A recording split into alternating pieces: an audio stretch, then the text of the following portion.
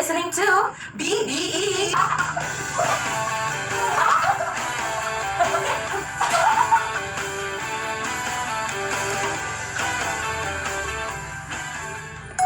Welcome, Unfiltered Talkers! You are listening to BBE, where real talks meets real issues. And today, we're breaking stereotypes and raising voices. Stay loud, stay aware, and stay equal! And speaking of raising voices, we have a very special guest today. Someone who's passionate about gender equality and has first-hand experience challenging stereotypes in their field. Let's give a warm welcome to Jen Malik Bailon! Hi! Nice to meet you po. Thank you for joining us today. So, ano naman muna? Yes. Okay, so I'm Jen Malik Bailon and I am a part of LGBTQIA community + program. Yeah! To start our topic, gusto namin itanong sa'yo, paano ka nag-come out as a part of LGBTQIA? So, since birth talaga, paramdam ko na sa sarili ko na I am part of a community, a LGBT community. So, hindi na ako nagkamot sa family ko. Kasi nga, since birth, halata naman na nila na ganito ako gumalaw, ganito yung gusto kong gawin sa sarili ko, and alam ko na kung ano yung goal ko sa life. So, sa tingin mo ba, nung una pa lang, ina-accept ka na ng family mo? So, sa ano ko naman, sa observation ko naman, yes, kasi hindi nila ako, kumbaga hindi nila ako, Hindi nga lang, di ba? yes, hindi nila ako parang, yes, dinidate ng iba kasi kung ano talaga ako is pinapakita ko talaga sa kanila. So, parang hindi naman ako nakakakita sa kanila ng, unfairness, bias, na gano'n pagdating sa aming magkapatid. So, lahat naman kami is pantay-pantay. So, basta sa mindset ko na, yes, tanggap nila ako. Pero sa family mo, ikaw lang yung part ng LGBT. Yes, ako lang kasi lahat ng kapatid ko is straight and I am, Mas sino mga pinsan mo? meron naman, Meron yes, naman. meron. Pero nakakasalamuha mo sila ng bata pa. No. So, So, parang ano talaga ako sa sarili ko. Parang hindi nila, hindi ako na-influence, talaga ito. Yes. Simula pa lang, ganyan ka na talaga. Yes. Pero bibihira lang yung gano'n, no? Yung natatanggap ng parents. Kaya very thankful ako sa parents ko na na-accept nila ako kasi kahit di ako nag-come out, kahit di ako nagsabi sa kanila, accept pa rin nila ako kahit anong gusto kong gawin. So, in your own perspective, ano yung parang naramdaman mo or yung experience mo being part of the LGBT community? Masaya ba siya? Yes. So, being part of LGBTQ is very colorful talaga. Kapag andito yung mga friends ko or yung part of the LGBTQ, nagiging talaga ako, parang productive or parang nailalabas ko talaga kung sino ako. So, dahil sa kanila, naano ko yung yung humor ko, nailalabas ko ng bongga, and then, kapag naman pagpipilian ko kung sino talaga mas preferred ko na kasama, straight ba or part of the LGBTQ, I prefer talaga na kasama ko ng LGBT. Kasi nararamdaman ko na safe ako dito and dito yung comfort zone. parang doon ka talaga belong. Yes. Ang parang sila yung nakakaintindi sa'yo. Tama. So, meron kasing issue sa TikTok ata yun, na parang na-offend siya, na tinawag siya ng sir ng isang group. Oo. Tapos isang fast food siya tapos na-post niya sa TikTok, and marami yung nagbigay niya ng mga salary. Yes. At saka nag-blow up yung issue na yun. Oo. Kaya parang ang dami na nagtatawag ng mga sir, parang hindi nila, kapag hindi nila sure. So, ikaw, kapag natawag ka na sir or ma'am, ma-offend ka ba? For me kasi hindi pa naman ako nag-transition as a transgender. Okay lang naman na tawagin nila ako na sir or ma'am kasi dalawa kasi yan, physical transition and social transition. Kapag when we say social, social lang tayo, bawa sa Facebook lang tayo babae-babae, tapos sa physical naman is nag-detect ng hormones. So kapag di ba ako nag-detect ng hormones, kaya okay lang naman na tawagin nila ako na sir or ma'am. Kaya hindi ako na-offend kahit tawagin nila sa akin. Pero at some point, na-offend ka ba kapag tinawag kang sir? Depende sa suot ko. Kapag very babae ang suot, ma'am, or okay lang dito. Pero hindi naman ako na-offend kasi di naman ako talaga nagtatanim sa mga tao na, yes. So, saan naman, ano yung pinaka-most traumatic na experience mo being part of LGBT? Okay, being part of LGBT talaga is hindi talaga madali kasi dito tayo nakakaranas ng discrimination, stereotypes, and yung pamamaliit nga sa atin. So, ito, nung bata ako, like, I was 9 years old. Yeah. So, nakaramdam ako ng discrimination kasi may nag-call out sa akin yung matanda. Parang in-underestimate niya ako, and then, yung in-underestimate niya ako, parang nakaramdam ako ng pagdadap sa sarili ko na ano ba talaga yung kalalagyan ko in the future. So yeah, yung mga ganun is very, talaga, nakakasama ng loob kasi yung pag-call out or yung pag-aanat sa ibang tao is, yes. So, think before you speak. Yeah. Tsaka parang medyo nakakaano kasi siguro kasi sa mindset din, like ayoko naman i-generalize, pero parang karamihan baga sa mga homophobic, like magkakalita. Yes. Sila pa yung matanda, sila pa yung hindi nakakaintindi kung saan. Oo. Siguro kasi nung time nila, Oo. hindi masyadong hindi masyadong nag-open, wala masyadong nag-express kasi kapag syempre, kapag sinabi nilang bakla ka, sasabihin nila malina ka. Yes. Tsaka dati mga strict pa sila. Oo, conservative.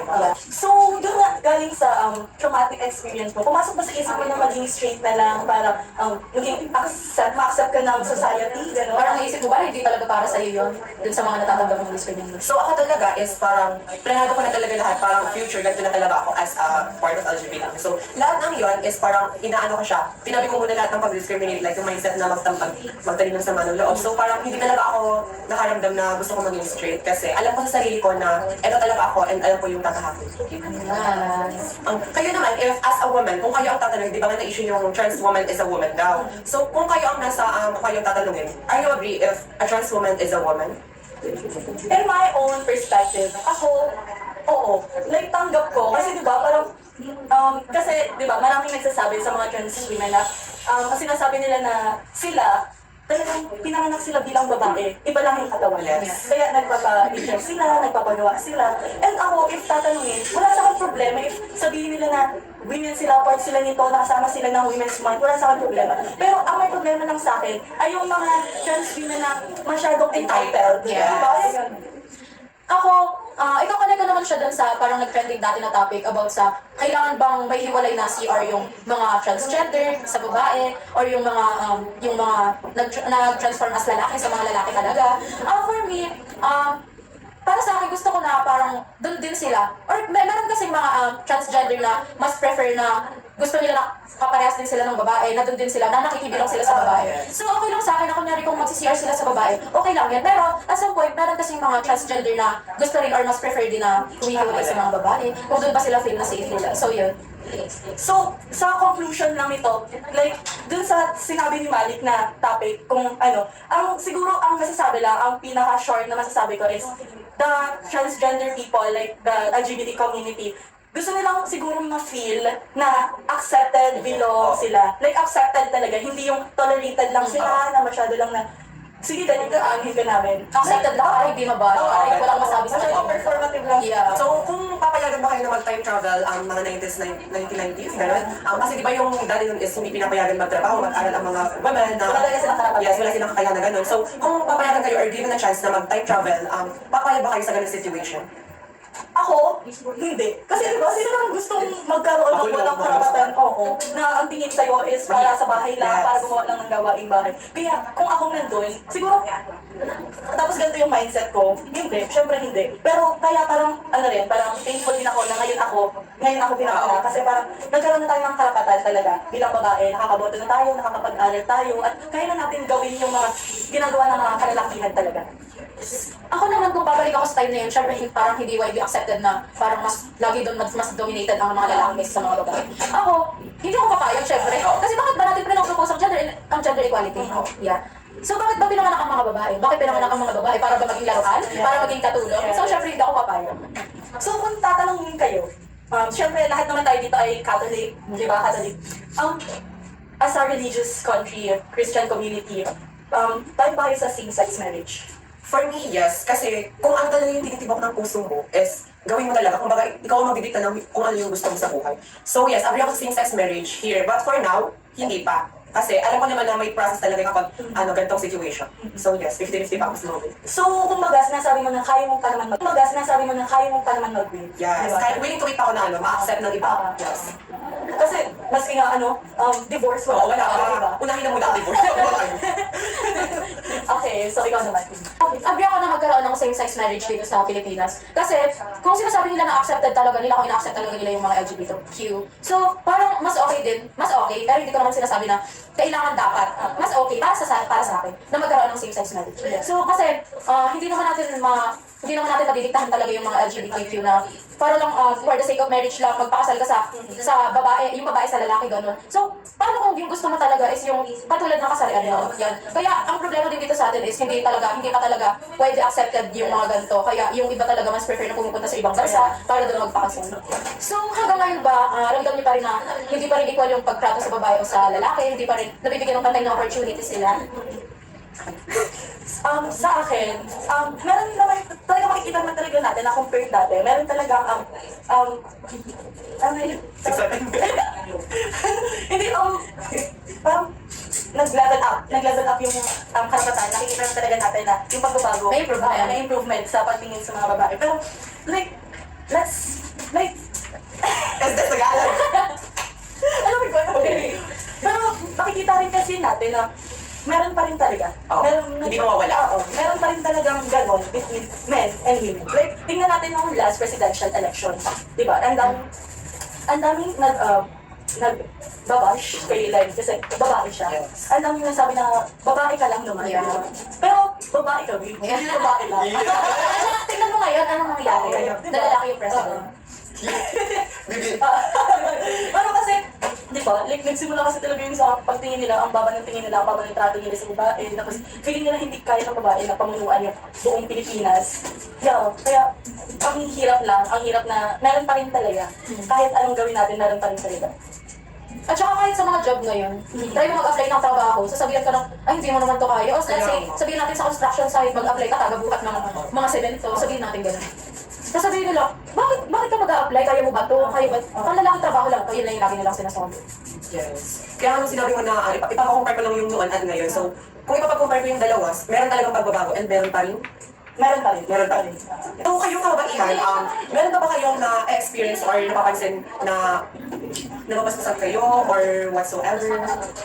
Siguro ako, sa paglalakay pa lang, may maririnig ka ng sinisipol, may nagsasabi ka na lang na, ay ganda. Pero, alam mo yun? Okay, ano? Alam mo kasi yung iba yung sa compliment, sa pangbatastas na talaga. Like, nakatayo ka lang dyan, may sisipol na sa'yo. And medyo, nakakaano yun, nakakatakot. Yes. Diba?